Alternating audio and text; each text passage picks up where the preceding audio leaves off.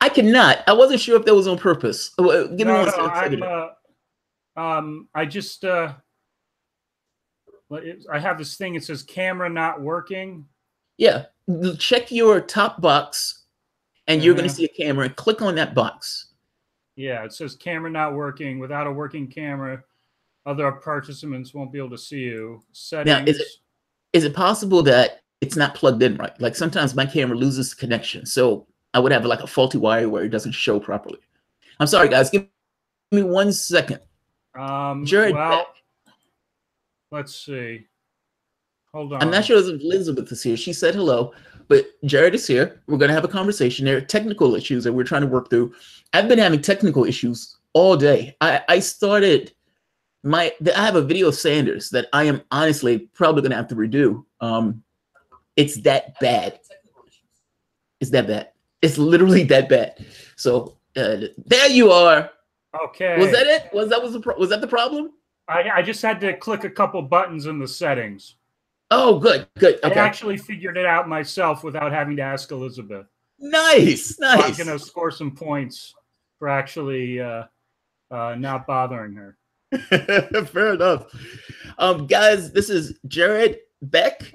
I don't know if Elizabeth is going to probably float in every so often, but Jared Beck from fraud DNC lawsuit wielder, lawyer, bringer of rain, if you want to call it that from the standpoint of the DNC.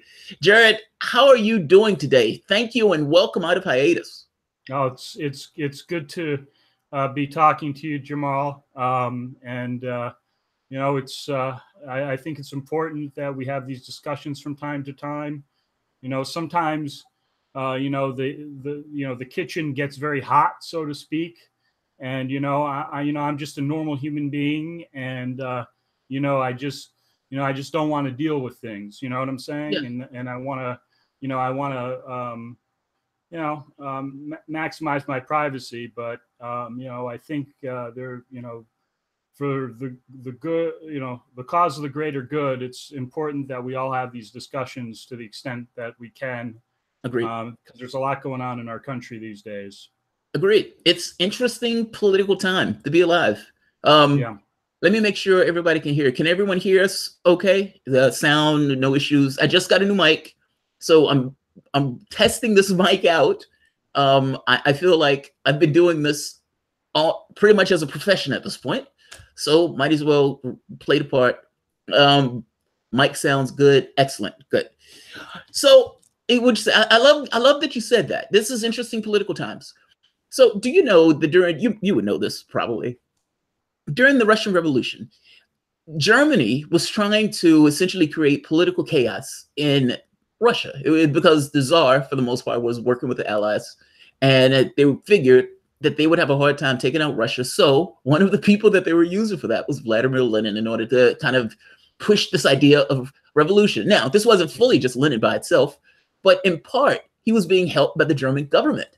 Right. Russia found this out, by the way, meaning the people found this out because when they broke up, they found all of the stuff. Trotsky, if I'm not mistaken, was arrested. Lenin ran away. But it shows you how bad things were. That for when Lenin comes back, even though they knew he was working with Germany, they still took up this idea of the secondary Bolshevik revolution. Now, I say that because I kind of want to get across this thing of what's taking place today, meaning chaos. Chaos and this idea of a revolutionary spirit, or the revolutionary energy that's in a country that's driven based on the chaos of that particular country. Now, the reason why I bring that up is because you mentioned this thing of we are in interesting times from the standpoint of our country, and these discussions need to take place. And it's not necessarily the easiest thing in the world to have these discussions, but they're discussions that are needed nonetheless. I bring that up because I agree with you. I think there's a chance for political change in the way that we go about our affairs, for either better or for worse. So I appreciate you coming on because this is definitely a conversation I want to have on multiple fronts. DNC fraud lawsuit. Let's get that one out the way first. So last I heard from the DNC fraud lawsuit was two things. One was an amendment by the Democratic Party.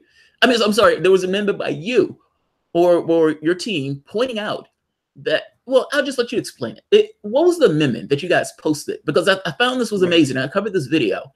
But the DNC essentially made an argument that impeached their other argument. It looks like it made an argument in the case against Right. So if WikiLeaks. you people may recall that the after well, this was I think I don't know, about a half year ago, maybe a few months ago, the DNC actually filed a lawsuit naming a number of parties: Russia, WikiLeaks, Julian Assange, and Donald Trump campaign, basically accusing them of collusion. And they said basically, I mean, this is the Russia narrative in a lawsuit, basically. Yeah. The mainstream media Russia narrative that Russia somehow hacked the elections. And they filed this lawsuit, and their whole story is that the Russians are responsible for WikiLeaks. And so they, in the course of their lawsuit, in the course of the complaint that they filed, they stated that the DNC's donations have dropped dramatically after the revelations in WikiLeaks. Now, Right. This is a very, very important point, because in our lawsuit, the DNC had vociferously argued that the people that we represent, which is people that gave to the Bernie Sanders campaign, did not rely on any misrepresentations made by the Democratic Party about running a fair and impartial primary. In other words, that was never a basis for anyone's donations. Okay, well, let's think about that. There's a huge contradiction, because on the one hand, in the Russia lawsuit, they're saying that what was revealed in WikiLeaks, which of course is that the DNC was rigging the primaries for Hillary Clinton, Right. what was revealed in WikiLeaks damaged the Democratic Party, because the Democratic Party is no longer getting donations. On the other hand, in our lawsuit, they've argued vociferously in the trial court, and they've reiterated this on appeal, that nobody could possibly have been damaged by any misrepresentations that may have been made, because nobody actually believes that primaries are fair and impartial or something like that. And so we thought it was paramount to point this contradiction out to the court, because there's a doctrine in law that you are bound by what you state in your pleadings in court. It's called the doctrine of judicial estoppel. And so you can't just go around contradicting yourself between lawsuits. There are plaintiffs. This is red in one, and then it's blue in another. Exactly. And so in the Russia lawsuit that they filed has actually been dismissed, by the way.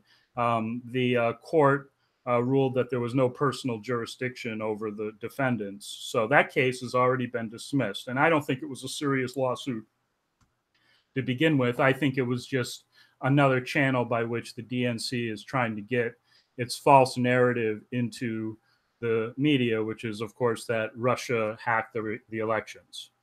It's theater. I mean, it's other theater. And your point is absolutely sound. I couldn't remember. I wasn't sure from a legal precedent standpoint if there was a running record. Like, I know the Supreme Court, when it sets a verdict, that verdict for the most part is act as a law of the land. I look at it like a computer. Like, this is what we state to be true from henceforth until it's changed by some other law or some other precedent. So I wasn't sure if you could argue like mutually exclusivity. So I can make one argument in one case that's completely contrary. The sky is blue and green, and then in another one, the sky is red and orange, and neither one of those two things ever meet. I wasn't sure. Give another example, a murder case. Let's say two people in a case, one guy comes out and says, you have two people who were involved in a murder. One guy says the other guy did it. The other guy says the other guy did it. Now, there was only one bullet. Can a prosecutor go in both cases and argue two different things, saying, I think this guy did it, and I think this guy did it, even though there was one bullet? This is one of those cases where the Democratic Party is effectively arguing two very different things. Right. In one case, people don't vote for people didn't care about the information, but in the other case, people cared about it greatly. Now, can you use that despite the fact that they dismiss the case? Well, let me put it to you this way. this is a fraud case at the end of the day. And in my experience as a civil litigator, fraud cases are all about credibility, credibility of the defendant.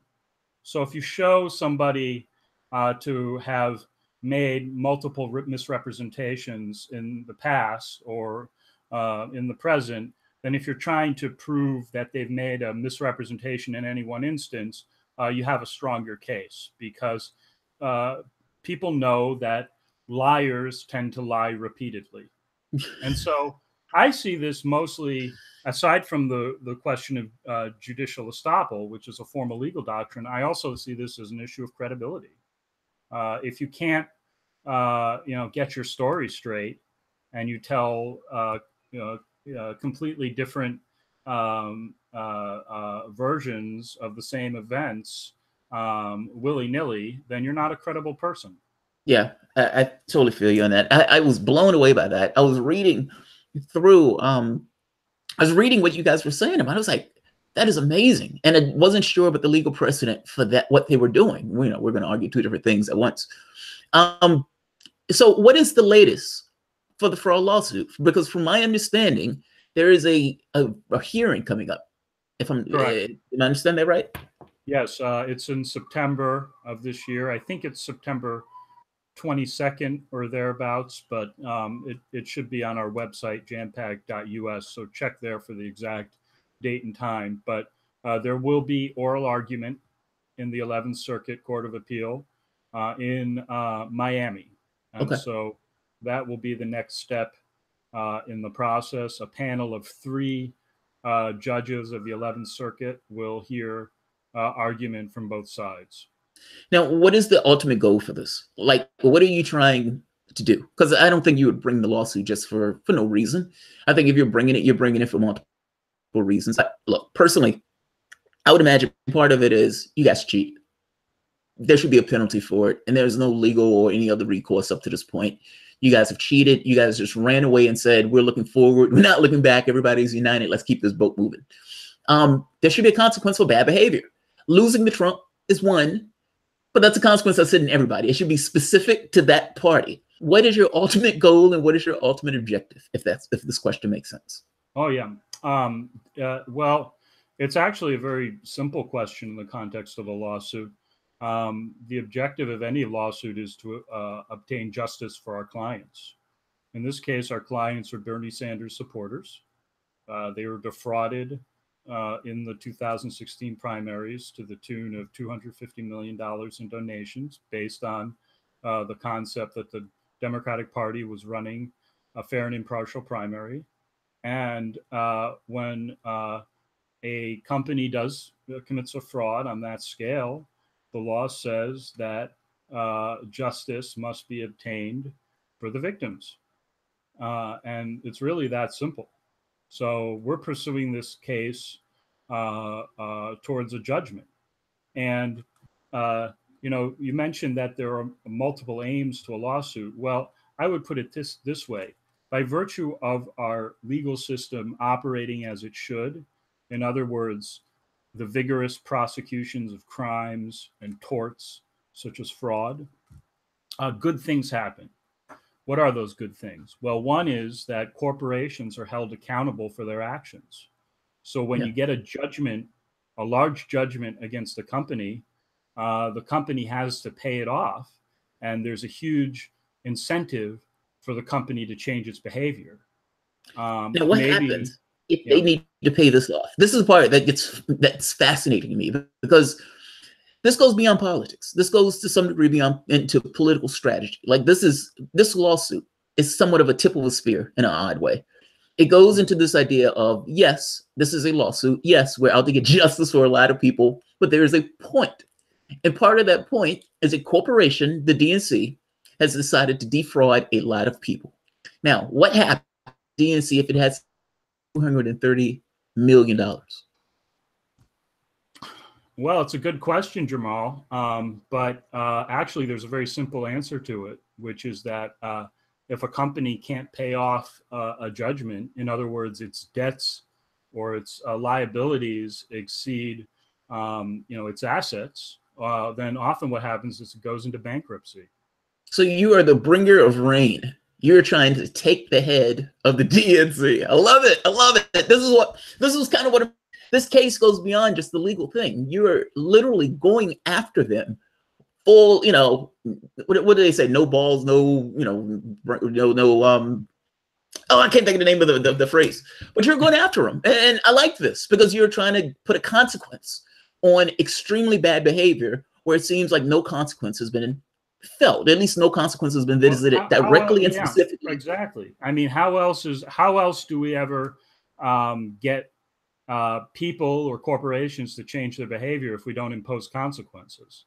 You know, from the perspective of my clients, bankruptcy would be a bad thing because usually in bankruptcies, you only get paid back pennies on the dollar if you're a creditor. And we would be a creditor if we held a judgment. And of course, I'm talking hypothetically down the road here. But if we were to hold, say, a $250 million judgment, actually, we have treble damages in this case under one of the statutes that we pledged. So potentially we could get treble $250 million, $750 million judgment. Okay, well, the company goes into bankruptcy and the creditors get paid off. Maybe someone comes in and buys the company. I mean, you know, there's all sorts of outcomes at that point.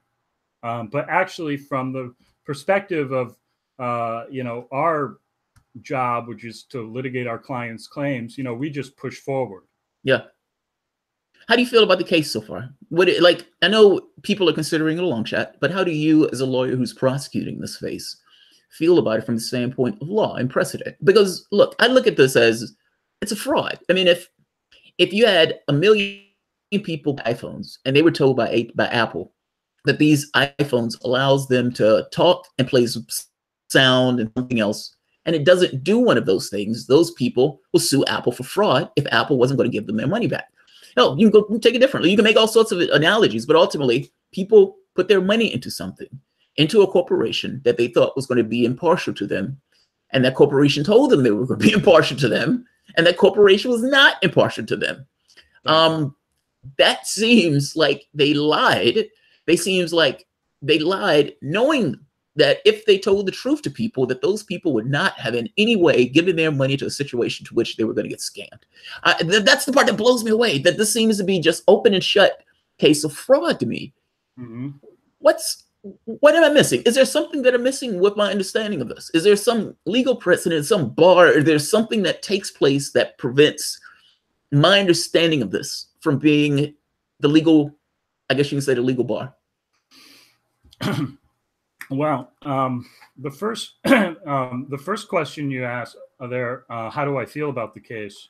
The case has been extremely successful in my perspective, from a legal standpoint so far, and we didn't even get past the pleading stage, and I'll go into that in a second. But from my standpoint, it's been extremely successful because we already got the DNC to make an extraordinary admission in court, which is that they believe that they have the right to choose whatever candidate they want.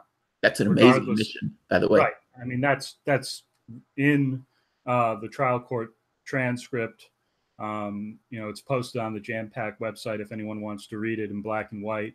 And I think that's an extraordinary admission. And part of the job of a trial lawyer is to, in the courts of the lawsuit, get admissions.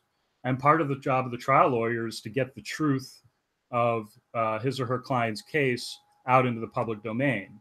And so I can't think of a better piece of evidence that really came rather unexpectedly in the course of the hearing in this case.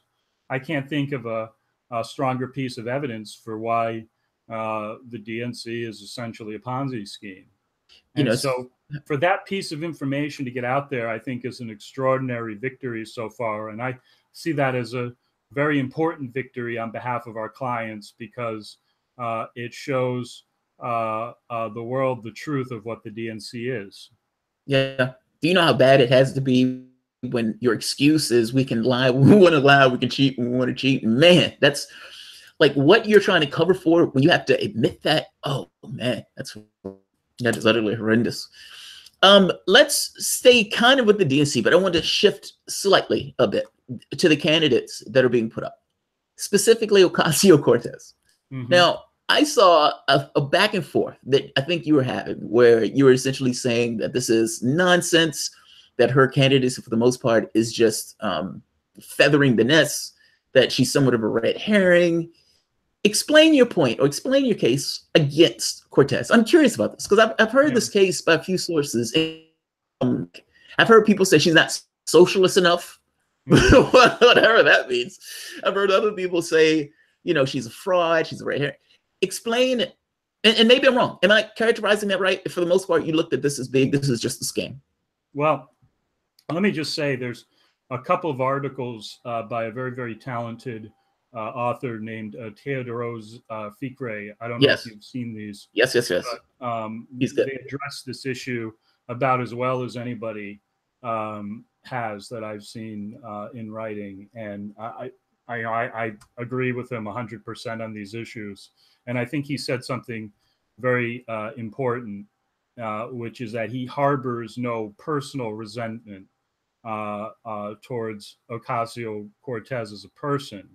But the issue is that she has chosen to take part in a machine that is visibly corrupt. And you've got to understand that where I'm coming from as a lawyer that's represented clients against this corrupt machine, you know, I am constantly vigilant and skeptical because I know that this machine is an avowed fraudster, that it has defrauded people unapologetically, that it has not acknowledged the fraud, that it has not suffered consequences for the fraud, and that in fact the same people that perpetrated the fraud are still in charge of the party. Okay, so I think it is more than reasonable. In fact, I think it would be to be expected that any lawyer in my situation that was doing battle with any company that had committed fraud on a scale like this would be extraordinarily vigilant about the continued business of the company, especially in relation to the people that it had already defrauded, that it had defrauded so openly and blatantly in 2016. Okay. Do you believe? I'm sorry, I don't want to interrupt.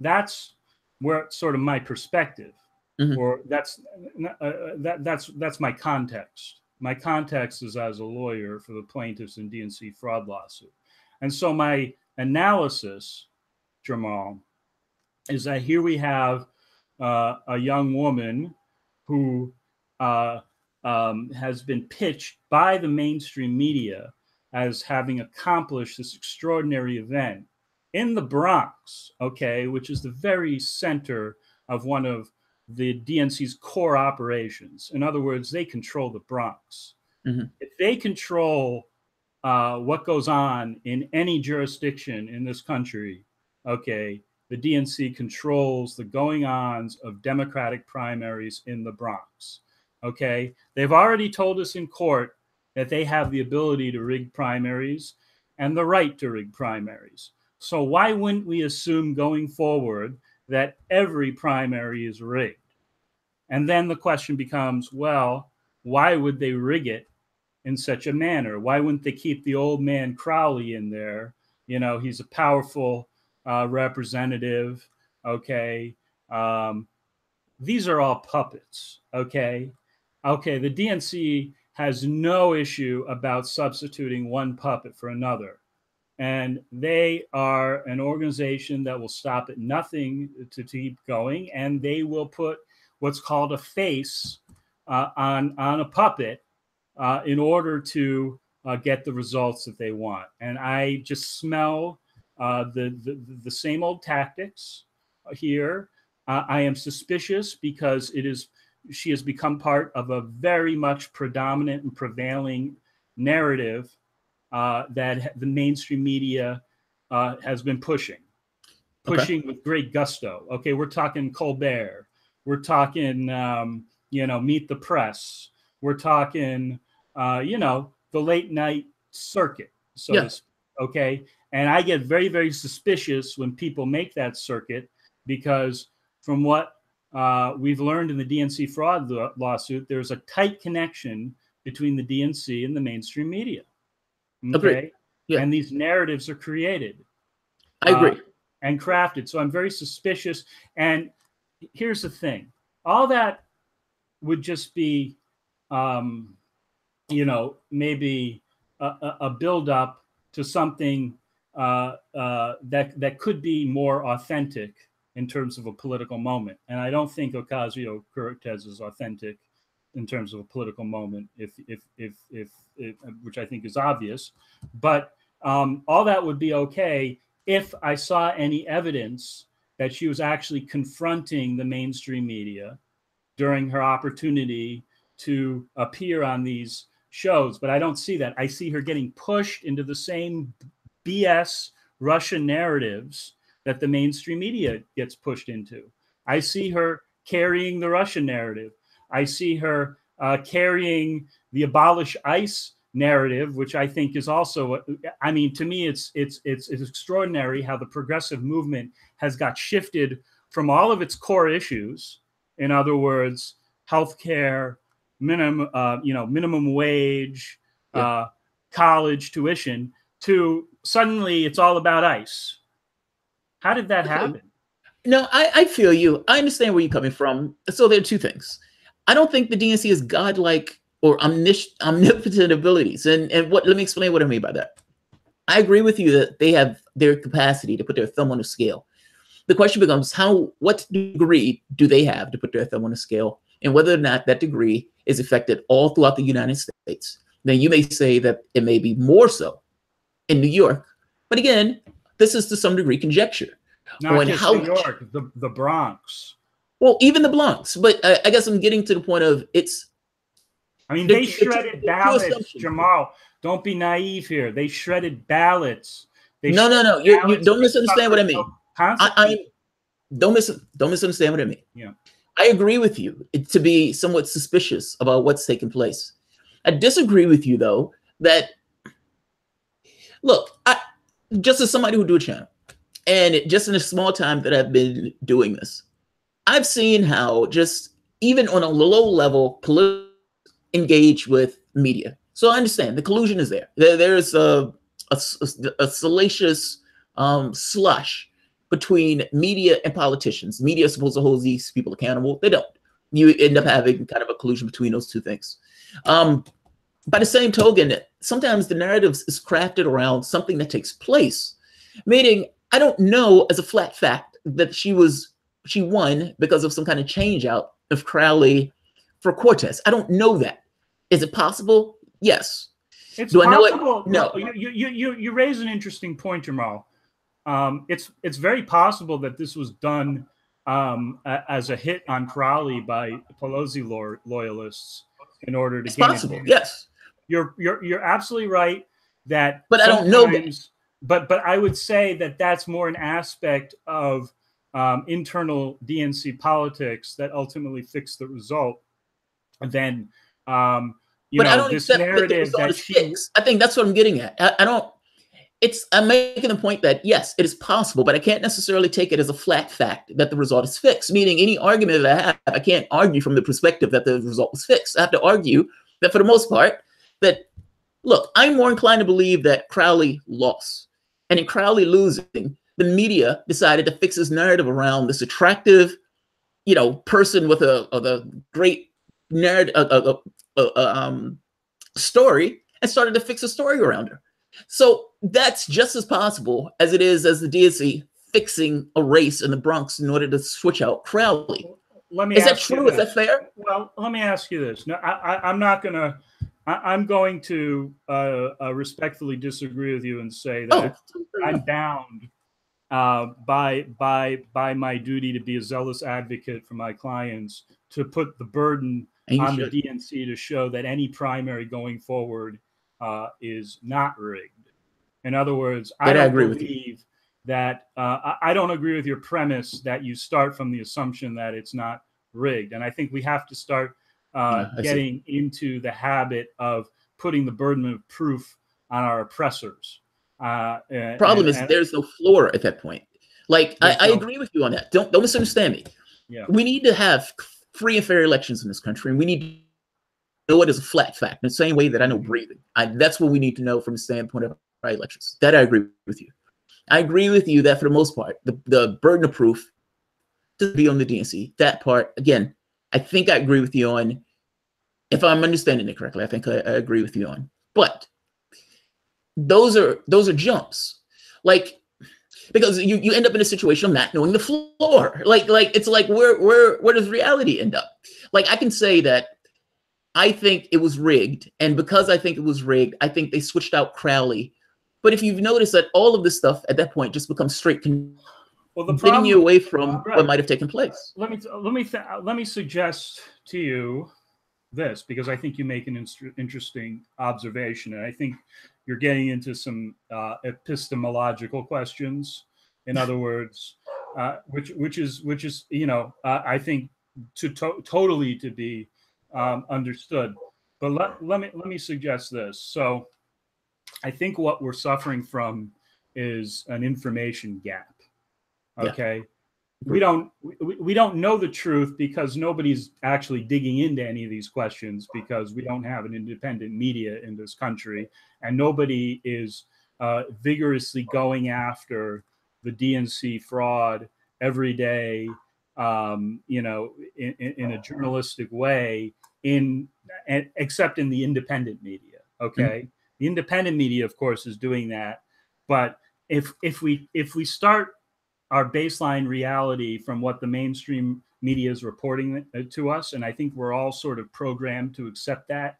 Even those of us who, like me, who haven't watched like TV in like years, and my TV doesn't even work, and I just get my information through completely self-cultivated channels over the internet, and I triangulate information, and I look at opposing sides myself, and I look into mainstream sources too. I like to see what everybody's saying, but I've really tried to wean myself off the mainstream media. But I think we've all been programmed from a very early age to sort of accept the mainstream media narrative as some kind of baseline.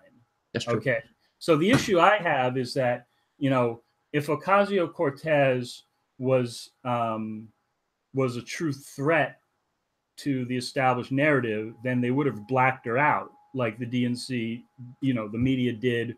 But they did black her out. That's my point. She was blacked out this entire time. Nobody knew of her, with the exception of she won. But until she won, what I'm saying is she won, and then was inserted into the narrative machine very readily. Yes. Okay. And that's where the trouble begins. Okay. But you would agree with me that she could have won on her own steam. You do agree with me on that part. That's possibility that she could have won. I don't know what it means to win in a country that doesn't have fair elections. I mean, I don't know what that means anymore. I don't consider myself a citizen voter. I consider myself a citizen. To me, voting is a sham, and I don't believe in it anymore.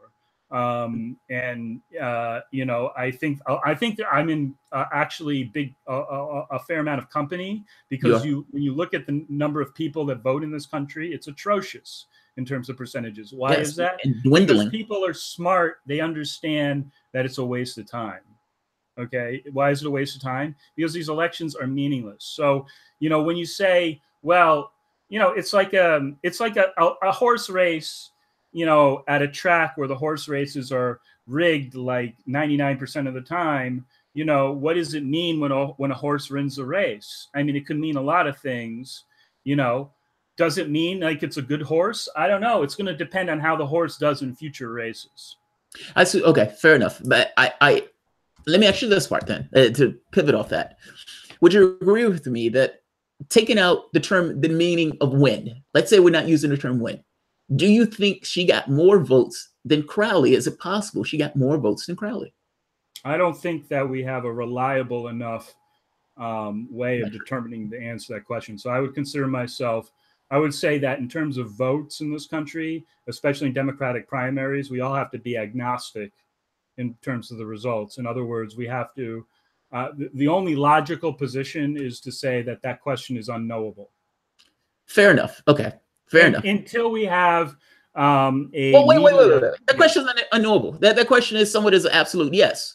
It is Well, possible. we don't have paper ballots, though. No. What I mean is, what I'm asking is it possible that she got more votes? And I'm saying the answer is yes, it's possible. But like you said, you're right that you have to be agnostic on whether or not she did. Well, it's an event that happened. Here's what I guess I'm saying. Maybe let me put this into an evidentiary context. Okay, it's an event that can't be proven. Yes. Okay, so it's basically like there's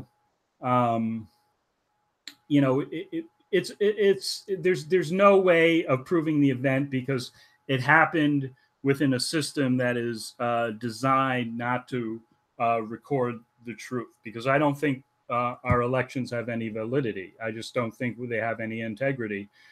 So there's no way of knowing. So it's kind of a meaningless question. Fair enough.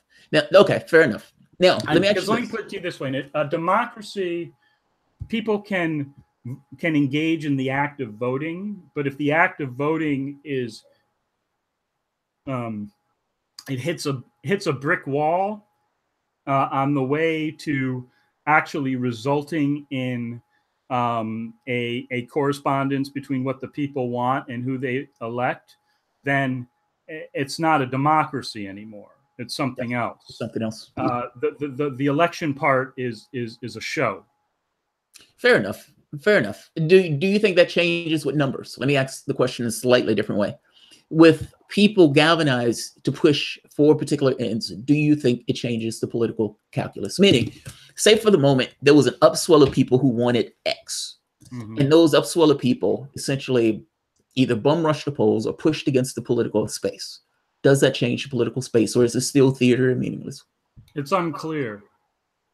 I don't think we know the answer to that. I think we're in a state of our. I mean, I think we have a country that is still ruled by a mainstream media, which is engaged in an act of narrative. So I don't know that we know the truth of our own reality well enough to know the answer to that question. Does that make any sense? It does. And it's funny. I'm shaking my head because I agree with you on this. I agree with you, I think, more than you know.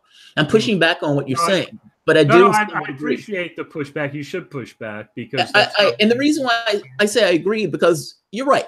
I watch, if you watch those Soviet flicks, the Soviet Union would say, look, our crops are bad because the United States seeded our grounds with something that killed our crops. And so when the media would go out, they would go out and explain to the people that it wasn't Stalin's fault, that the grain was low or that this was bad. Right. It was because of those dastardly United States. Those are dastardly Correct. Americans. Now, from their standpoint, they look at this and be like, those goddamn Americans are screwing with our grain production. How dare they? Right. What they understood, all of their media and everything else organized around the narrative to get it across. Now, for us, I look at a situation where they're telling us that Russia hacked the elections, always nebulous about it, meddled in our elections. Right. Nobody knows what meddles means. And they've ran this narrative 2 years without necessarily showing any connection between the two things. That's amazing. That's amazing. How do you do that? How do you as a media put a story like this and you run with it for years? It's it's a form of mind control, mass mind control. But this is kind of my point. This is what I'm saying. I understand where you're coming from, the logic where you're coming from. My issue with this, and my only issue with this is, where's the floor? And how do you operate from a situation where there is no floor? And what I mean by floor is, what's reality? And how do you operate in a world where there is no reality associated with that world? That's a really good question. So I like the Soviet analogy. I think of the Soviet Union a lot too. Here's a situation where, okay, what was the fall of the Soviet Union ultimately? It was the fall of an idea. What's the idea? It's the things that you described, the stories that people, understood as through their, collective role as citizens of the Soviet Union about their reality. Yeah. And, at some point in the 1980s, that reality fell apart for them in a big way. And it was enough to cause the physical disintegration of an empire that was rivaled the United States. It was our rival. Okay. And what preceded that? Well, it was Gorbachev. It was perestroika. It was, he was introducing reforms that allowed people to get more information about their reality. Do we have something similar? I'd say we do. We have the internet. We have social media. Okay. We have so much media. I mean, one of my issues with I guess the progressive side of a coin these days is that they don't have, present company excluded, but there's not the same array of just really, aggressive, thoughtful voices on the progressive side that aren't tied to the mainstream media, as there are on the right. And I think that's if you want to talk political strategy, aside from like the issue of parties, and left versus right, I mean, it exists throughout Western history, this concept in some form. But if you want to talk about political strategy, I mean, the right has a much more robust independent media, and that I think feeds a more accurate picture of reality to the people that are right inclined politically than it does, and I don't think the people who are sort of left inclined have the same network. I think their independent media. I mean, the leading example is like the Young Turks is it's like a boil on the ass of MSNBC. I mean, come on, it's a joke, right? Light. It's a joke, and I think that's a strategic failing because you lose the information war. Did you see? I did a video where I was showing their viewership. It tanked. Yeah. It utterly tanked. I mean, really. So there's been a lot of people who are losing their jobs at like mainstream people. Me, like me, cunts, or Dan Rather. His show has ended. There's been a few. There's been like 7 journalists, like a slew of people who've essentially lost their jobs on the Young Turks. Now, I had a source tell me that this had to do with money trouble, that the budget was off, that there was an overestimation of the budget. Whether it was done because they were trying to entice investors or not, I'm going to leave that an open question. Look, that's what I was told. And in this case, they had to somewhat contract because they had to make the budget work. They've had a lot of people, talent, like Nomi left the show. And if you look at her Facebook page, she did not want to leave the show. Mm-hmm. She did not want to leave that show. So, yeah, they've been bleeding viewers. I would imagine when you get on your show and you tell people to vote for Hillary Clinton, and look at that video when he's telling them to vote for Hillary Clinton, look at the downvotes. Look, ultimately, people that are smart and politically inclined, they find their way to sort of, what I would consider more independent sources. Yeah. And there's an old saying about the internet: information wants to be free. I think John Perry Barlow coined that, and I think it's generally been a truism of the internet, which is that as far as circumventing narratives goes, its development is a real evolution in that process. And that's not to say that social media, Twitter, Facebook are not, they're not highly colonized by the mainstream media. Yeah. But there are easy hacks around this that, people of reasonable intelligence can figure out. And, these are the most politically interested thought leaders that you're going to have in any society, I think, are the people. The problem is and whether it's a problem or not, we choose our reality. Literally, we choose our reality. The problem with like Fox News and those organizations is the reality that they choose is often it depends on what it is. Like during the Bush era, let me say it this way: during the Obama era, where they were talking about death panels, that's insane. That's utterly insane. But that's a reality that they created when they were out of power. And I think you have a similar situation where Democrats are trying to create a reality of their own as they're out of power.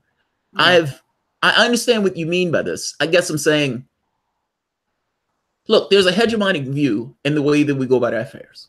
And I think right now on the left, there's this kind of struggle, this kind of interregnum of what it's going to mean or what the left is going to be. And I think there's a struggle for what's reality. I honestly do think there's a struggle. I think we're in this kind of information age where the first thing that took a bullet was truth. What's real? Everybody has a narrative. It's hard to know. I guess I'm in the mindset that you choose to some degree. You try to line it up with what are the facts on the ground, but to some degree, like you said, politically inclined, you choose. But I know what you mean. And I guess, and I know we've strayed off the point. I find this to be a fascinating discussion because I remember when I hit my head on this, like, well, wait a minute, what's true? And how do you know what's true? And how do you organize yourself and function when the world around you is essentially not solid because of what people are telling you are lies? Right. And I would wait. And to your point, there's a lot of people out there who are like us, who agree with this position, because otherwise you wouldn't have those people who are watching Alex Jones, who are turning off mainstream media, who say, I'm done with this stuff. You know, we're not alone. Yeah, I think actually most people are actually not. The vast majority of people in the country are actually not as programmed as we think they are when we engage in political discourse. They don't have real like time on their hands to follow, you know, these narratives that are created and to like, you know, put the pieces together and realize that it's all BS, or they just go by, you know, flashes of information that come at them and are, you know, images, okay, that they see from time to time. Maybe they're walking through an airport and CNN's in the background, right? You have to ask yourself, why is CNN in every airport, right? Well, it's in every airport because this is, you know, probably the largest passive and yet extraordinarily important audience for them, which is people just kind of passing through, and they might hear a snippet or a sound bite or see a flash of an image, and that determines their, you know, reality. Views when they go to the, you know, cast their vote, or they answer an opinion poll, or, you know, when they do anything, or it keeps them in more more likely it keeps them in a state of, you know, inaction or something. But, you know, that's the problem we have. I mean, we're a very, very, very big country. I mean, the Soviet Union faced this too. It was a very, very diverse, very big country.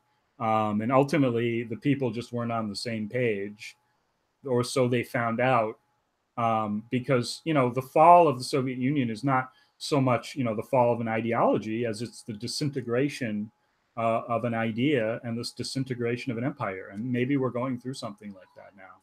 Let me ask you this. So from the standpoint of, it's no point in asking, but the rules change for the DNC, because like you said, it's a corrupt organization. It's somewhat meaningless from the standpoint of getting anything done. So how do we change things then? If you believe that, for the most part, the political space is meaningless, and it doesn't really matter, and like you said, it's indeterminable to you whether or not more people in the political space changes things. I so disagree with that. But I'm not going to overly push that, because I kind of want to get to another one. How do you change it then? Is it purely just legal action where you're essentially using law in order to essentially attack the political system? Is it organized action outside of the political space where you're continuously attacking one issue after the next? How do you get things changed then if the political space is all theater?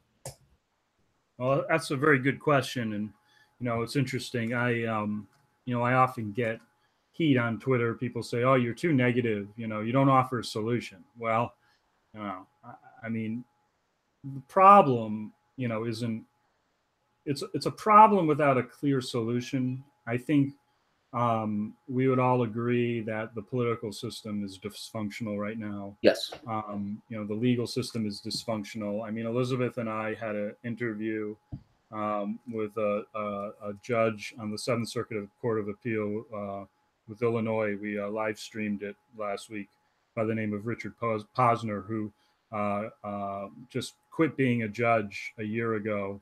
This is one of the greatest judges who's ever sat on the bench, and he, you know, in the you know, I mean, he was appointed by Reagan. He, you know, started the you know, the field of law and economics.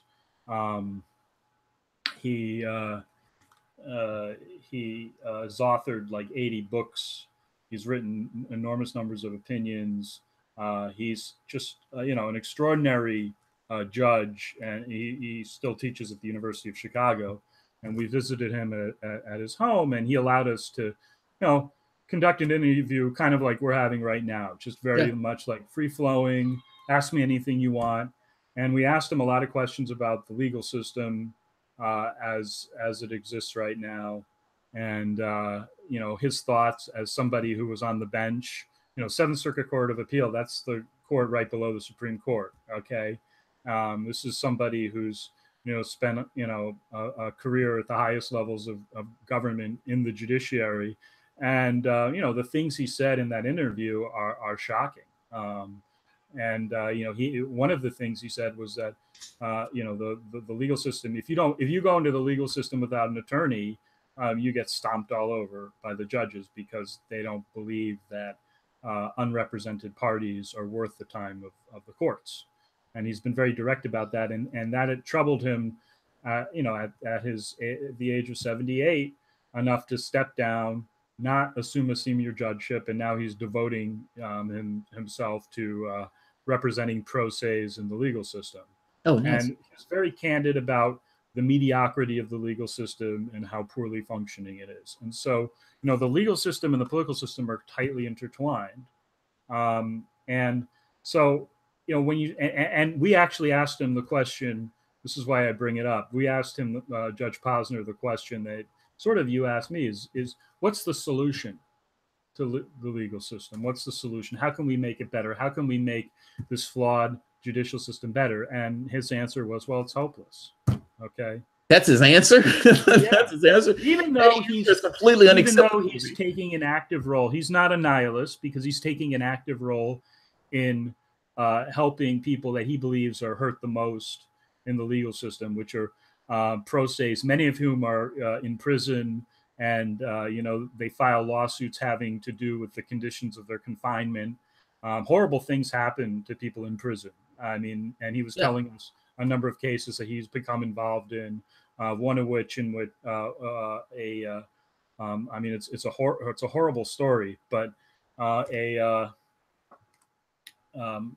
this prisoner, he had a brain tumor when he was admitted to the prison, and it caused him to not have good balance, and he was undergoing treatment for the brain tumor. And so he actually told the prison this upon admission, because it was a known condition. Mm-hmm. And one of his concerns was being assigned to the top bunk. Okay. And so, because he might fall off in the course of the night because he didn't have good balance. And so he told the prison this. And then when he got to the cell he'd been assigned for, he told the guard, and the guard asked him, well, where are your papers? Okay. And of course, nobody gave him any papers at any point in this process. I mean, he was just, explaining his condition. And so they put him on the top bunk against his protestations, and he ended up falling off and dying. And the family ended up bringing a lawsuit on his behalf against the prison. And Judge Posner was actually on the panel that decided the case. I mean, this is one of the cases that caused him to just abruptly quit the bench.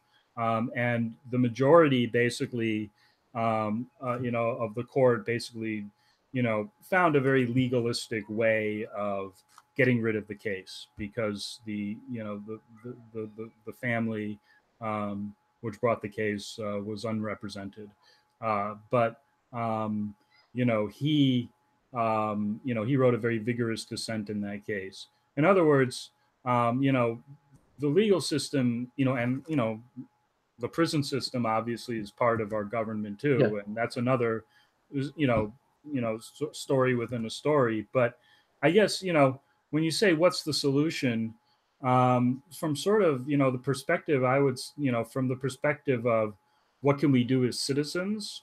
How can we get a better government? Because I think that's really the larger question that's motivating a lot of us right now on both sides of the aisle. And I think this includes a lot of Trump supporters as well. You know, I don't think it's just confined to progressives. How can we get better government? Well, you know, maybe something about this machine has to be, you know, taken away in order for the machine to be loosed up in some way. So, you know, maybe it would be a good thing if the Democratic Party disappeared. You know, that's that. You know, I'm not saying that that's my aim, but you know, they don't seem to be doing so well right now. Our lawsuit aside, I mean, this is a party that is, you know, it seems to be losing the argument at every level. I think from an objective standpoint, and even from the perspective of, you know, them controlling the media, I don't think these narratives have much sway anymore, to tell you the truth. I think the problem that they're having is they're trying to do something and they've lost trust. And not just lost trust. Like, it's one thing if people believe that you are philosophically representing what you're supposed to, meaning you're the Democratic Party, you're the party of FDR. If that's what you are, then that's what you are. People understand it. Whether they hate you, love you, is somewhere between, fair enough. But they don't like it if they think you're lying to them. Meaning, if you're going to be this peacenik and not a peacenik at all, and if you're going to pretend, you know, talking this feel your pain language in the way Chris Hedges says, while the same token just passing right-wing stuff, you can imagine, you know, it's funny. The Democrats were shocked that people didn't consider them the party of the working class. Think about that. The Democratic Party losing to a billionaire. It's amazing. I mean, like a blue-collar billionaire. He beat him in a populist campaign. He beat the left-leaning party. That should tell you something is wrong. And I agree with you. They don't seem to get it. They don't seem to get it. I guess what I disagree is I'm not hopeless, and maybe I am, but I'm hopeless in a short term. If that makes sense. It's this feeling of What are you hopeful for, if I may? Because I don't necessarily look. I think a lot of our misery is caused by us, the way we organize ourselves. I think a lot of the stuff is the systemic way to which we organize ourselves. There are certain contradictions built into our system that drives our misery. So if somebody is poor or broke or don't have their needs met, it's not insane that the person is going to exhibit aberrant behavior. Now, we have a society ensconced in that. And then you add on top of that unfairness. I mean, the Russians went through this. I mean, they're still standing. Yeah. I mean, we shouldn't weep for ourselves so much. That's part of the problem here. No. Jamarl, part of the problem here is, if I may say something, is there's this. We're always, I think, no matter what side of the debate we're on politically, I think we're all beholden to American exceptionalism at some level. I'm not. No. Don't misunderstand me. I am not. My goal is to minimize pain. That's where I am. Well, it shouldn't, but it's not painful if it's just a matter of like a fierce, you know, I mean, some political upheaval. I guess what I'm saying is like, you know, the Russians had that and they survived. Yeah, but there were hundreds of thousands of Russians that died in the revolution. There's many that have suffered under this regime as well. That's true. There's many that have suffered for this. There's nothing we can do about that as individuals. What we can do, maybe we shouldn't be so hard on ourselves, is what I'm saying. If that's the source of our misery, maybe we should analyze this more as a time of great political upheaval. It's not about left versus right, but it's about truth versus fiction, truth versus a false path. And maybe that's the unifying force. Because at the end of the day, let me tell you something. When the Soviet Union fell, I'm sure there were many political debates, political antagonisms that were going on. But at the end of the day, it became the people against their regime. Yes, once they found out the truth of what their regime was. There was a unity there. Yeah, to some degree. I guess what I'm saying is, it's not that I don't look at us as made exceptional. In fact, the opposite. A lot of the arguments that I make try to make this argument as if I'm sitting on the moon and I'm looking at these things that are taking place on Earth and just giving my perspective. You know, not from the standpoint of this person is an American, but this person is a human being. Yeah. But from that perspective, I do have to say, how do you minimize pain? And you know, I guess my feeling is I don't know how this changes without crashing. It's almost let me ask you this. That's interesting. Crashing. Yeah, crashing. Because it was Russia. Like, that's the thing about the Soviet Union. Let's not sugarcoat it. I mean, wars in Iraq, and wars are simmering. Wars are simmering to this day. Look at the Ukraine. Okay, I mean, well, part of that was us messing around in the Ukraine. That's the other factor to this. That's the other thing. Roll around in other nations. Domestically, you allow for foreign powers to mess in your shit. Yes. Okay. So, that's the thing. I mean, I would say we're in a period of domestic weakness in terms of our ability to get our political shit together. I don't know what the truth of our economic. I don't. I mean, I wouldn't believe any numbers that are put out by the government.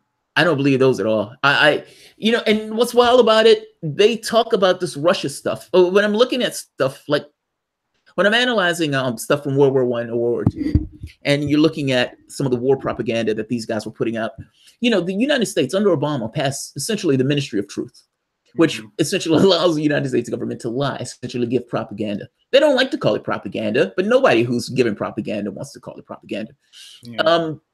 And essentially, they were smearing Glenn Greenwald because Glenn Greenwald went to Russia. He wasn't talking to. They said he said something he didn't say. Propaganda, essentially propped in the United States. Now, that's the concept that the U.S. should be, overly concerned with Russia, among other, foreign countries, is kind of absurd when you think about it. But it seems to, again, it seems to make up the bulk of what the mainstream media says in its cursory little narratives that it puts together. Let me ask you this, because we're having somewhat of a philosophical discussion. I think we've left politics. Well, we were in politics, but it's more philosophical because I think it's more finely tuned in this. All right, here's the other question. With things taking place from the standpoint of the United States, so dealing with international politics, going back to World War I, there was one of the things with what was it, Serbia. The thought was under Austria-Hungary that they needed to take out smaller governments in order to essentially head them off. They didn't want those smaller governments to end up with Russia. And so they thought, well, we can have a policy of just militarily attacking these smaller governments and bringing them into our fold, prevent them, essentially NATO before NATO. Is it true? Are the right wingers right? Am I a lefty wrong on this? And let me explain what I mean. I have this idea that we can live in a different way, that we don't necessarily have to behave and live in this way, that our economic factors drive the way we go about our affairs. Meaning, if I need to make $1, how do you make that dollar? If I need to sell somebody a lemon in order to make $1 to feed my kid, that person is going to sell that person a lemon to feed their kid. It's not that the person is bad or horrible or mean. It's that that person has entanglements that he needs to settle. I think this happens all throughout our society in all sorts of ways. I think when a person is looking at porn and they're looking at some kind of hate porn, he's like, oh God, this is horrible. Well, you have to ask the question, is the person doing it for cash? And if so, you start, or McDonald's, or this person is the soul sapping work only because they need to make ends meet with a society that kind of, allows them to go without. I'm saying that the problem is the way we organize our economic system in a way that nastily intrudes and preys upon our political system.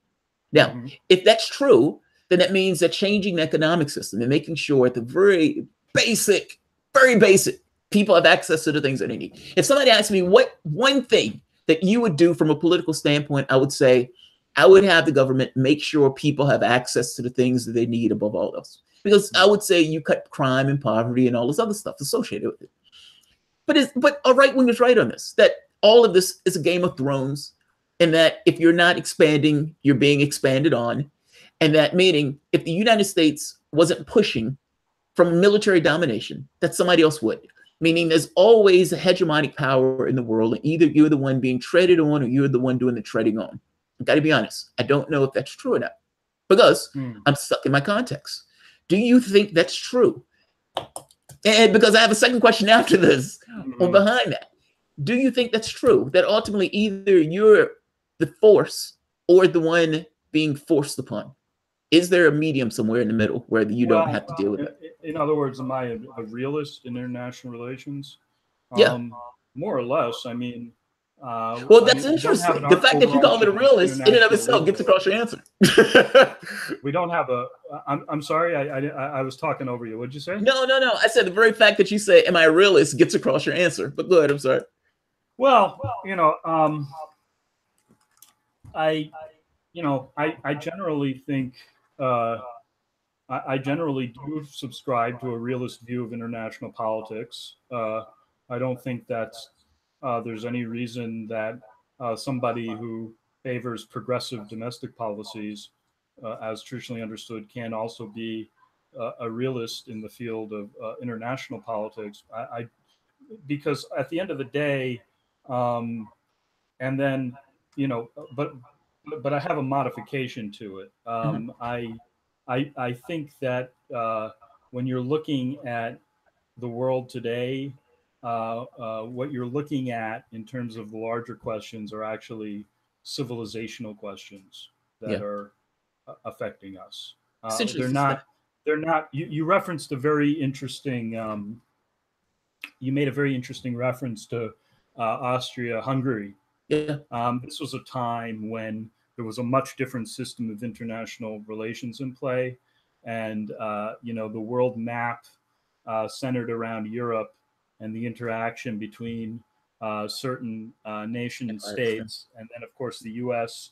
asserted itself in World War I and World War II, and ultimately entered into this role along with the Soviet Union that was sort of a bipolar Cold War era Yeah. with various hot zones erupting from time to time in Vietnam, and then of course covert wars as well. But I think we're now in a different era where the state itself is much less important due to the rise of global capitalism, due to the rise of globalism. I think that's why you see some of this nationalist backlash that's going on in Europe. Yeah. Why you saw Brexit. I think the Trump victory is part of that.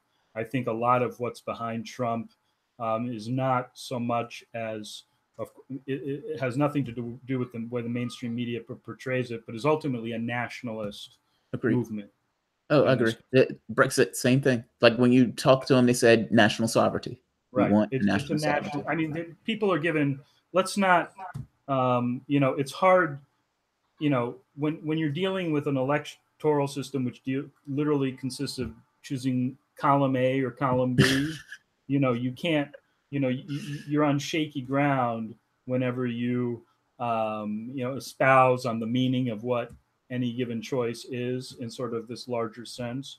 But I think if you kind of put the pieces together from what you see in the independent media and how people see Trump, it's very much a nationalist story that they are understanding themselves to be part of. In other words, the assertion of American nationalism against something. And here's another thing I'm agree with you on. It's not left and right in the traditional roles. It Right. seems to be anti-establishment, establishment, and you can even take that to be corruption versus people who Yeah. are sick of it. Does the backlash in any way impeach this idea that politics is all theater and that nothing can change?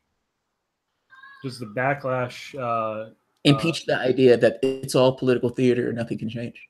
I mean, after all, if there's a backlash, it's a backlash against something. It's pushing back right. and trying to change something that was there before that, we're saying that is unchangeable, and it's this kind of, esoteric evil per se. And it's not esoteric. I'm just saying this kind of capitalistic, predatory thing in this kind of corrupt party system. If it's a backlash against those things, isn't the backlash evidence that there is a capacity for the population to change those things? Well, it depends on how much you believe things have changed under Trump, and things will change Yeah, under I don't think Trump. they've changed it. I mean, look, I think the media is making Trump out as if he's some kind of aberration. I don't think Trump is an aberration at all. I think he's Right. just a Republican. Right. Well, I think ultimately, he's a puppet of other interests, the same as his predecessors were. And I would say take his predecessors all the way back in history through to JFK. At the moment, of course, JFK is killed in broad daylight by elements of his own government. Then the trajectory of American politics changes irrevocably. Now you're suggesting maybe not irrevocably, but I Well, think I'm asking the question. I guess I'm posing the question because if people elected Trump thinking they were getting something different, they were sold a bill of goods. Of course, everybody. Look, I don't know why on earth you would expect a Republican running in the Republican Party to give everybody big, beautiful health care, to give everybody, we're raising the minimum wage. We're going to raise taxes on the rich. I'm going to raise taxes on myself. Trump was saying all sorts of stuff. He was saying whatever he had to say. He was a salesman. I don't know why they believed it. I suppose they believed it because they wanted something different. They thought he was different. But is it by virtue of them wanting something different, they thought they were voting for something different, evidence that there is something there? There's some fire there that got misdirected or got redirected into the right because Democrats cheated. Is that fair? Meaning it's there. The potential is there. I think it's been interpreted that way, yeah, especially by the people that are, have rejected the mainstream media. Yeah. And I think it's the counter narrative that exists. Whether or not it's an authentic understanding of the situation, I don't necessarily agree with that. Oh, I feel you. Yeah. Oh no, I don't think they understand the situation. Like I don't think they I think they know something is wrong. I just don't think they know what it is, and I think they're flailing to both sides of the political spectrum, right, looking for an answer. Right, but I would say this, the condition for any political change has to be a change in consciousness. Yes. That's the question. When do we reach that? And I would say in that particular domain, and I think that's the domain that people should be paying the most attention to, because I think it's the most important. That domain, the mainstream media, is the barrier. Agreed. That I totally agree with. Okay, and this is, I talk about this in my book, but this is 6, companies that oligarchically control the output of mainstream media in this country, and they still control the prevailing narrative, and that is the barrier to the change in consciousness that would be required to some sort of structural political change. And I would say that the biggest example you can look to in history is probably the Reformation, yeah, in in Europe, yeah, which was a time when Protestantism emerged as a countervailing consciousness, as opposed to the prevailing Catholic or the prevalence of the church. And it created quite a bit of political upheaval and changed the map of Europe. It's fascinating. Forever. So, with a change of consciousness, there is the potential for, violent political structural changes. Fair enough. Fair enough. Do you think that's possible? And how do you do it?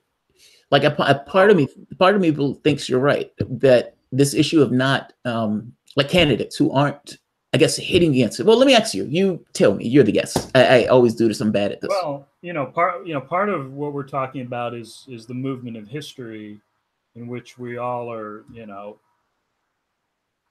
we're all in some sense we're slaves. We have free will, but at the same time we're all pawns of history. I mean, we can't deprogram history out, the march of history outside of our existences. Maybe you think you can, maybe, that's a philosophical discussion perhaps, but, can we reprogram the march of history? Yeah. In terms of, what I think the question is, where do we go from here? What's the ethical choice? Given the knowledge that we have, I think at the end of the day, if you want to act well in the political realm, you want to be a good citizen of your country. What does it mean to be a good citizen in this country? Well, America, to its credit, has always valued freedom of expression, and I think that's why, in spite of the chokehold that the oligarchy has on the media, or the mainstream media apparatus, there is a vibrant alternative domain that's allowed to flourish and Yeah. can flourish and is flourishing. And there's just some fantastic independent reporting out there. I wish that I wish if I had my wishes, I would like to see progressives, hit harder in the media and stop, buying in, being more skeptical of what the mainstream media is selling. In other words, develop the same kind of super vibrant alternative media domain that you see in the right. You know what I'm saying? I I see what mean, you there mean. is no equivalent on the progressive side of Alex Jones and his following. There Yeah. just isn't. Yeah, there's Okay. no way. I mean, it's like the left does it. Look, you may have some people who are I don't even know what that would be, to be honest. Right. Well, that's the problem. I think that's a failing, perhaps a moral failing, which is that you say what you want about Alex Jones, but he has separated himself, and therefore he has separated his following from the narratives in the mainstream media, and he has set himself against them, and he has recognized the enemy. And I don't think progressives have reached the point where they truly recognize the enemy. I think they're still in bed with the enemy in many ways. I see. I see. Because you're making the point that hanging on to the narrative, the mainstream media, even if it's a permutation of what that narrative is, to some degree, is still playing into whatever that narrative is. It's almost like it's the fact that you're relying upon it to some degree means you're relying upon it. The fact that you're still letting them set the parameters of the debate. I see. That's what I'm saying. Like Alex Jones, doesn't let the mainstream media set the parameters of the debate. He's got his own agenda, okay, and he pushes that agenda.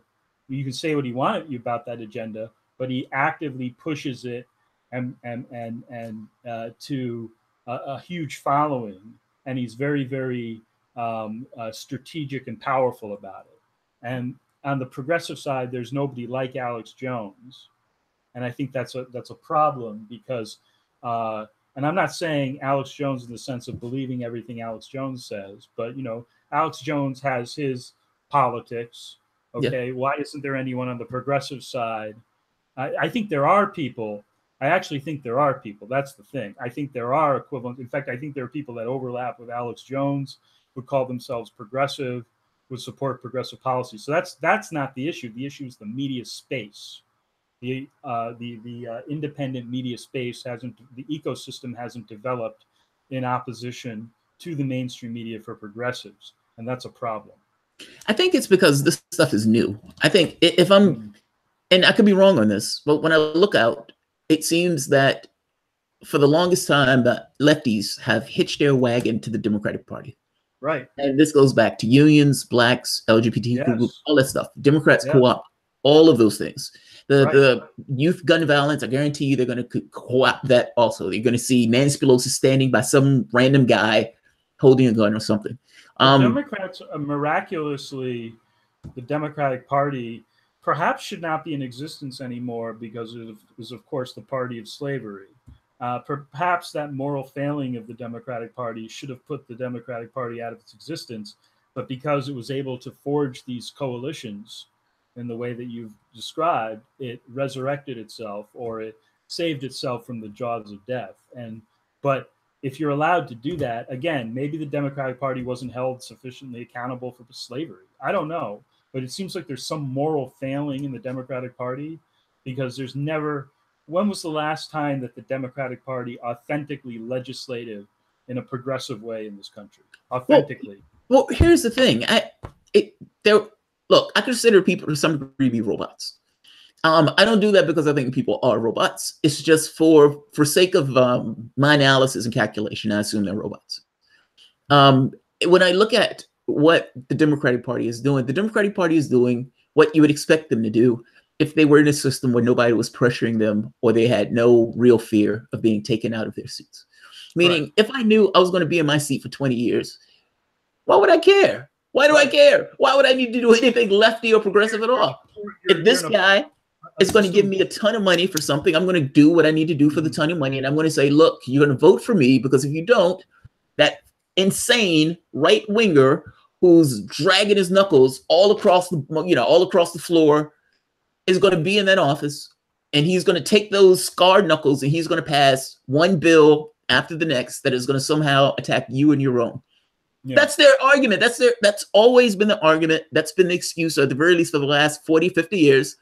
And you've had a lot of people who looked at that and said, you're right, we have nowhere else to go, like an abused spouse of the political class. Now, if it's you, Jared Beck, and you've been in this political game for God knows how long, let's say 10 years, and in this political game, you realize, oh my God, I could just say this stuff and nobody's going to give me any consequence. Right. Then what do you do?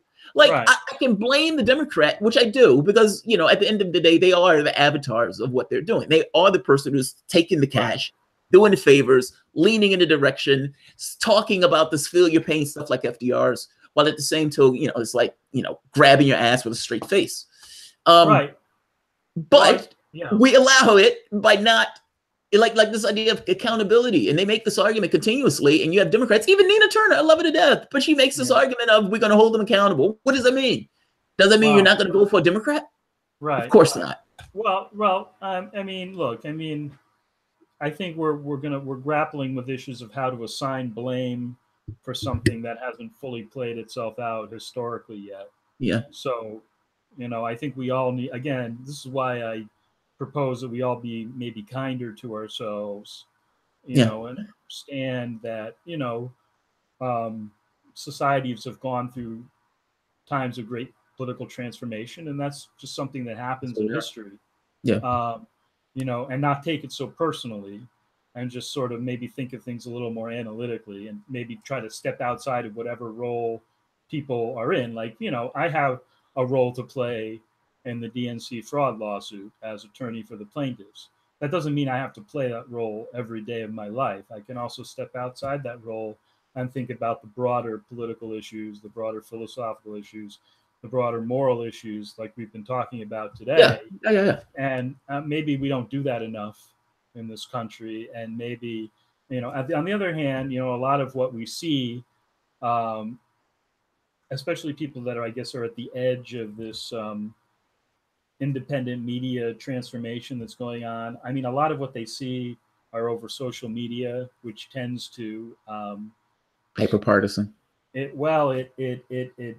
kind of like drains the message away from anything conversational into something, because in real life, people would never interact in the way that they interact over social media. And the great thing is that we actually have forums like this one to actually, simulate or actually allow a conversation. It's a real conversation, a face-to-face conversation, which I think is a good thing, and I think we need to do more of that. And maybe people are having more conversations these days. I have no idea what goes on, just like generally. I don't know. I'm just myself. I'm pretty narrow. We're all very narrow. We're all in extremely little bubbles. We're all, we're in a huge country. Yeah. There's 320 million of us.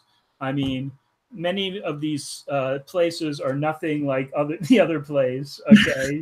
I mean, you've got all different types of, nationalities and backgrounds and ethnicities and whatnot. I mean, it really is an very unprecedented mix of peoples. Okay. And so, there are logistical problems with, running such a country in a sound manner. Other countries, for instance, my wife's from she was born in South Korea. We recently went there. I mean, that's a homogenous country. Mm-hmm. Okay. I mean, pretty much everyone in South Korea is Korean. Okay. And that means that there's a cultural, linguistic affinity that people have right off the bat that makes their politics much different. It doesn't make it any less tumultuous. It doesn't make it any less difficult, but, it makes their historical path much different. So we're obviously going to be on some other path. What that is, it's hard to say. We don't have a lot of precedent for a country like this. It's history sticks to itself. That I always say that. But because empires generally, generally don't last that long. Mhm. When you try, I mean, it's not like, throughout history there haven't been ages where people have tried to like put together a lot of different people and own a huge territory and fight a lot of wars. It's generally not sustainable. Yeah, I mean, well, $20 trillion in debt, and Yeah. if the United States loses the dollar as a world currency, oh God, you're talking about a change. I mean, yeah, So man. I think we have to be very vigilant about that. I mean, if Trump tries to go to war with Iran, I think that's a bad thing. That would be beyond a bad thing. I'm curious. What do you think about that? So, what's the response to something like that? I've always asked my wife, what would get you out of the house?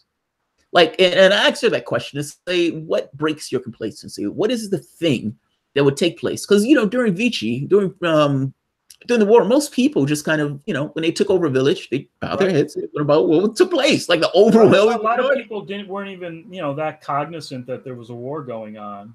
I mean, if you were a farmer in the countryside, especially in France, which, got taken over pretty quickly, Yeah. it was just, okay, the authorities have changed.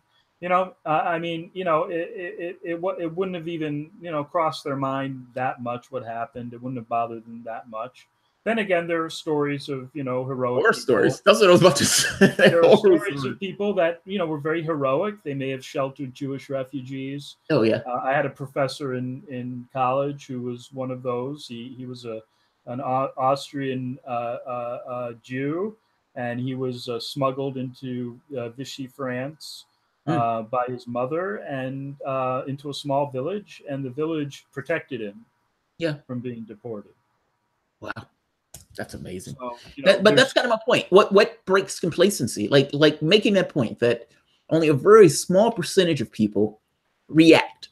Very small. Like even in situations where their country has been taken over, for all this patriotic talk and everything else. Right. Oh yeah, that's the thing. You can actually be taken over and not care about it if you're, if you have enough food, if you have a certain it really, I think it depends on economics, like you said. Well, I'm talking about Iran. So if the United States attacks Iran, what happens? I mean, is it because I don't think that that's hypothetical. I think that's more than hypothetical. We've had one Republican president. You see us going after Iran? Yeah.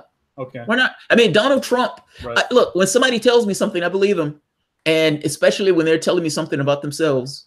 He added. What would happen? I think we have precedent for that, and it's called Iraq.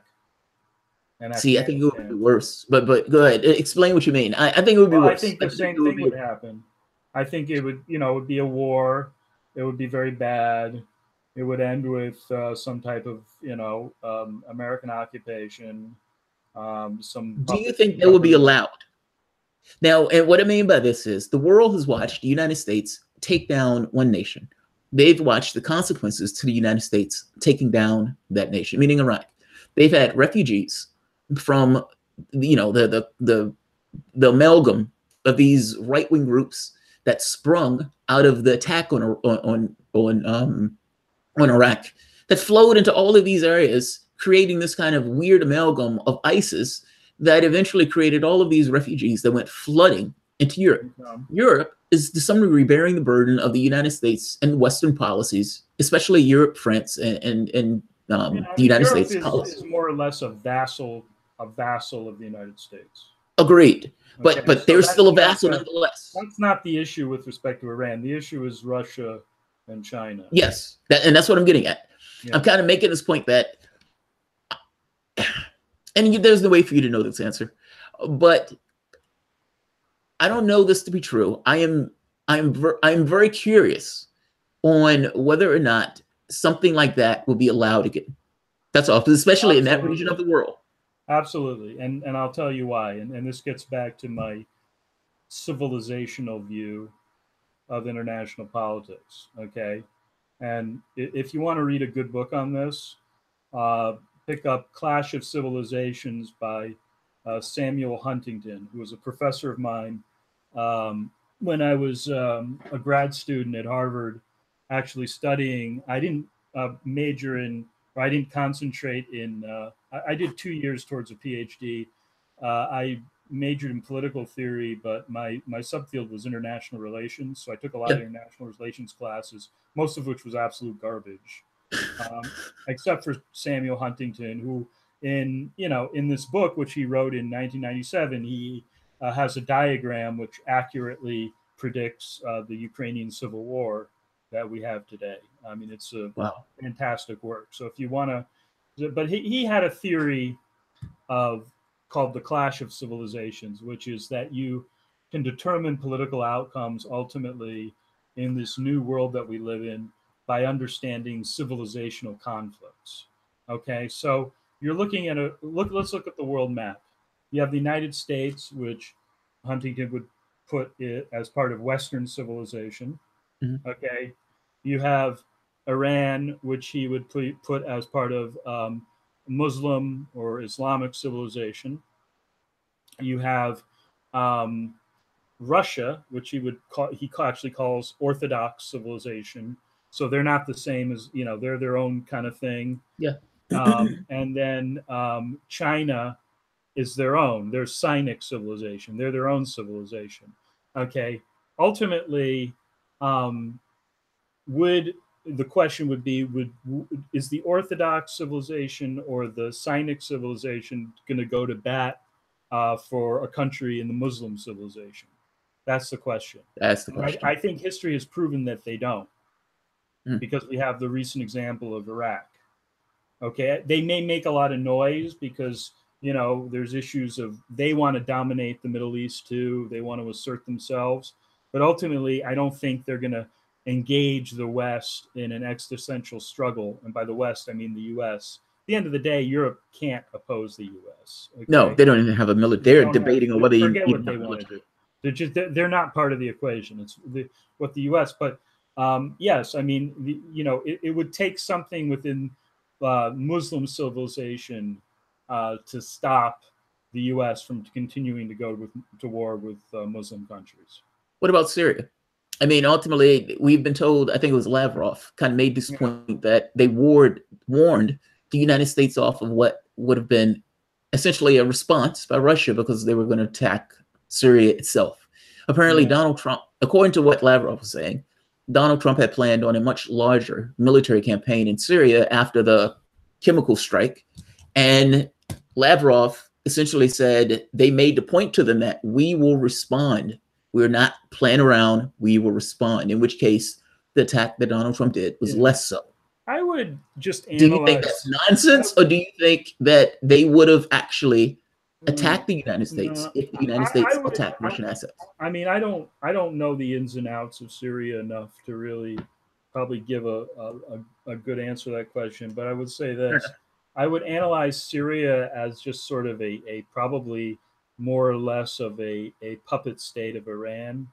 And I think, first of all, if the U.S. is going to attack Iran, they're going to attack Iran. They're not going to attack Syria because it's on. I mean, you go to sort of the mothership, right? Mm-hmm. You don't go for like the little satellite, which also happens to be attached to Israel and could create problems. You know what I'm saying? So I think if it's going to like do a full scale, if it's going to dominate that area, it's going to go for the big fish. It's going to go for Iran. Not Syria. So anything that's going on in Syria is sort of, I mean, I hope we don't go to war with Iran. I'm not a fan of war. I don't want anyone to get that impression. But I'm just trying to give sort of an analytic view of, how to think about these international political events that we're seeing. Pretty cool. Could we go to Iran? War with Iran? Absolutely. And it makes no difference what the population of this country thinks. I mean, there were anti-war protesters, up the ass during the 60s. Okay. I mean, against Vietnam. I mean, that was a whole generation of anti-war protests. People were out in the streets. Yeah. I mean, they were doing like concerts. They were, the mass consciousness around that was huge. I mean, we're nowhere near that level. I doubt that, like if this country went to war with Iran, it would make even a blip. And that's, man, you have no idea how much that kills me to know, because I think you're right. Like, well, I think you're right about that part, the part dealing with us. And I think this gets to the defect. raising consciousness. I mean, ultimately, all of that comes back to the consciousness of the public itself and what it accepts, not realizing that what it accepts is what is going to take place. Yeah. And the moment that you're willing to accept, we attacked the country and killed 1 million people. Think about that. 1 million people. That's an amazing number. That number is so mind-blowing to me. And that guy's out there finger painting right now. If I get caught with a bag, I'm going to jail. Think about that. That's mind-blowing. You mean Bush? You're talking about Bush? I'm talking about Bush, yeah. And even if you go to Obama, the drone strikes, killing thousands. They're puppets. I mean, they're not the ones, I mean, we can assign moral responsibility to them. We also need to assign moral responsibility to the deep state, which also controls the country ultimately. I mean, they're just puppets, and the same thing was true in the Soviet Union. I mean, at the end of the day, Stalin was the servant of a machinery, totalitarian machinery, as was Hitler. It wasn't just like we oftentimes think of history in terms of isolated people, but it was it was a collective failing that was going on. It was a government. I mean, it was a society. But the government is a reflection of us. No, I'm agreeing with you. I'm saying it's a culture. It's an odd cultural artifact to some degree, but I'm saying it's yes, I'm agreeing with you. I'm just going to agree with you. The government is a reflection of us. Yes, I agree. I agree completely. We can't absolve ourselves of that fact too much. At the same time, how do we get a better government? That's the question. Well, at that point, it's a finger trap. If the government is a reflection of us, and to some degree, there's a kickback, meaning the way the government behaves and the reflection of us that we give to some degree stamps the next person who comes in line when they get maybe an incremental change. You create these small permutations as you go about your way, then you end up with something different like 100 years later. Yeah.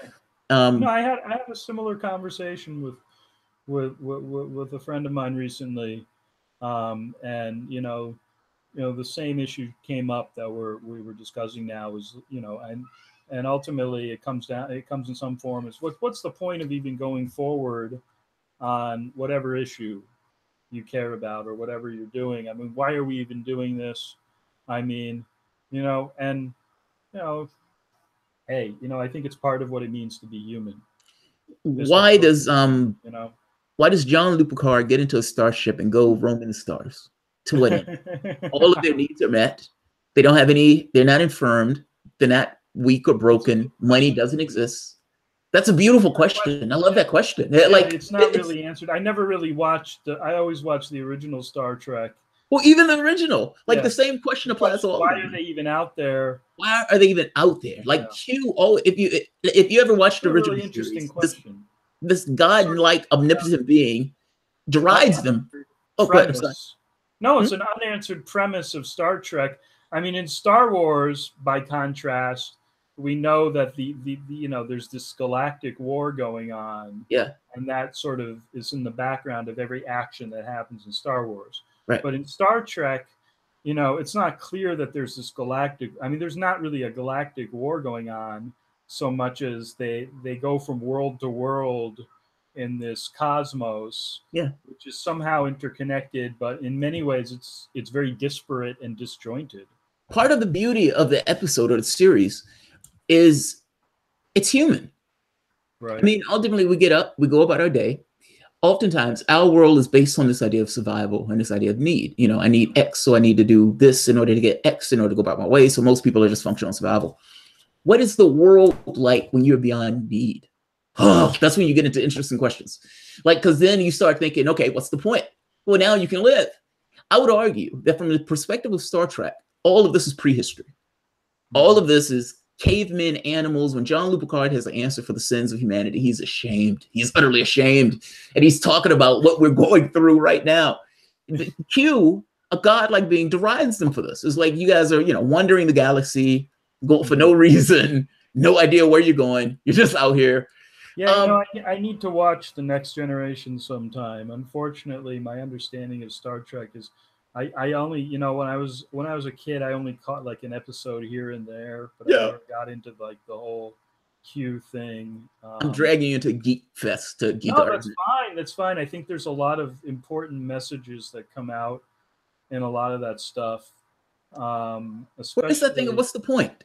Like it's I'm getting at to what you're saying. You're saying essentially like, what's the point of doing anything? Like in their case, that question is just answered by development. Our point is development. We choose our purpose. We choose our point. It's our choice. There's no right. There's no wrong. There's no good. There's no bad. Ethics are flexible. And the American, is Star Trek really different from the concept of a Western, which is, the exploration of uncharted territory, fighting battles with, whatever enemies appear, and just sort of the idea of conquest at some level? Yes, there's a big difference, because like ultimately the Federation is the frontier. Space, the final frontier, right? Isn't it a continuation of the Western mythology? Oh, I see what you mean. It is. It's put through the lens. The essence of Western civilization, right? Which is the conquest. It is, but you're looking at it through our lens. From Europe to, the United States, because there was this great conquest that happened. No, I agree. I understand what you're saying, but you're looking at it through our lens. From their lens, what they're doing is not conquest. They're looking at it purely. They're not a militaristic organization. Starfleet, in fact, Starfleet was just exploration. Right. Well, I don't think the explorers saw themselves as conquerors so much as they did explorers. Yeah, but the difference is those explorers were stealing land. They were killing Native Americans in order to expropriate their land. Once they got there. But they didn't necessarily. The early ones didn't necessarily know what they were going to find. I mean, they had a lot of balls to get on a ship. But that breaks Star Trek's prime directive. That's kind of what I'm getting at. That's what I mean when I said the difference. What's the prime directive? Define non-interference. We will not interfere with a non or pre-warp civilization. And ultimately, if a country a planet says go away, they go away. What's the? I'm sorry to ask these questions. What's the source of the prime directive? Because they realized that when they intruded into other cultures, even when they thought they were doing the right thing, oftentimes it would end up being the wrong thing. And is this unique to the next generation, or is no, all of them? Okay, it's all the original. Captain Kirk just used to break it. Captain Kirk would break it all the time. Break it, and did anything? Did he suffer any consequences? Yeah, and in one case, he was he lost his commission. He used to be an admiral. He got knocked down to a captain. As a captain, there were times where he was being reprimanded, or at the very least put on trial for potentially breaking it. Picard was more stringent about it. But okay, so that's interesting, because it suggests to me that you immediately say, well, it would have broken the prime directive, but then if you do break the prime directive, the consequences may be somewhat negligible depending on what you did. Well, it depends on what you did. Right. It depends on what you did. And to be fair, it depends on the situation. To like, if you go back in history to take some kind of like action that would, mess the course of history up. Yes, right. Like if you're on a planet, you accidentally drop your tricorder and people start worshiping the tricorder as God. And then 1,000 years later, you have tricorder God, and they're murdering people in another country because of tricorder God, that type of stuff. So from their perspective, there's something, and you say that it's based on like a scientific discovery that. No, it's not a discovery. It's a rational human being. I would argue it's rationality. From their experience, just from going out into the country, into the planetary, because humanity screwed up when it went out. It wasn't perfect. Like even when its first few steps into space wasn't necessarily right. They were wars. It was rocky. It's humanity. It's human beings. Right. But what they realized was oftentimes when they tried to do good, it often, ended in a world of shit and piss, and they're left holding the ball. And look at it from our own standpoint. Right. The colonial project. I think that's. We're helping the natives. If you're a conqueror, you always adopt the mentality that you're doing some sort of good. Exactly. Whether it's Christianizing the population, whether it's, bringing the people that you find there up to a certain standard that you consider civilized. And Star Trek rejects that. They And you say see we this are again not and going to again. interfere. You see this, I mean, a great example is the British in India. Hmm. You know, eventually it led to, the Indians, couldn't take it anymore, and they developed an independence movement. Well, Okay, after the war, yeah. so I think it's, it's a question of colonialism. It's a fascinating thing. I know what you mean. You can look at if you're being cynical, looking at Star Trek, you can say that the person who wrote it had stars in their eyes as if they were looking at a military. Like if you talk to somebody who's in the military, they would give you this glowing, oh, we were helping this and we were doing that, and then you get out of the military, you think about it, you'd be like, you know what? I don't think that was right at all. Well, it's possible. I choose not to look at it this way, but it's possible that a person who's writing this was a Starfleet member who chose to look at these people as the most upright, everything else. I found the series even more interesting when you start not in peacetime. Like, yes, I want to see peacetime because I think peacetime is important, and I hate these series just going to wars. There are more ethical dilemmas that you can bring up outside of wars. But when you get into wars and you get into this thing of the spit and polish Starfleet officer that may lose the entire quadrant, what does that spit and polish do? That spit and polish officer do what everybody else would do in a war. They try to win it. I'm making this point that a lot of this stuff is systemic. The argument of the universe, for the most part, is the reason that these people are this way is because their society has evolved in a way that would allow them to be this way. Like whatever, after the last crash, after the last war, they were able to cobble themselves together and they said no more. Like, so from their planetary standpoint, the world fell apart and even got to the point of environmental collapse before the world said, okay, we're done. We need to be better human beings. That's where they got to that point. We are still at the point of, we haven't reached planetary collapse yet, which is, that's horrible. Well, it's interesting when you look at, whether Star Trek or other, works of, cinema or have you, and you can make comparisons to your own situation. Absolutely. And draw conclusions. Jared, is there anything I've dragged you into a conversation on Star Trek? So I'm this is going to be there. No, I allowed myself to be dragged in. It's all good, man. Is there anything else you wish to tell the audience that I didn't ask? I think we went all over the place from the philosophical to historical to the DNC pro laws. We're all over the place.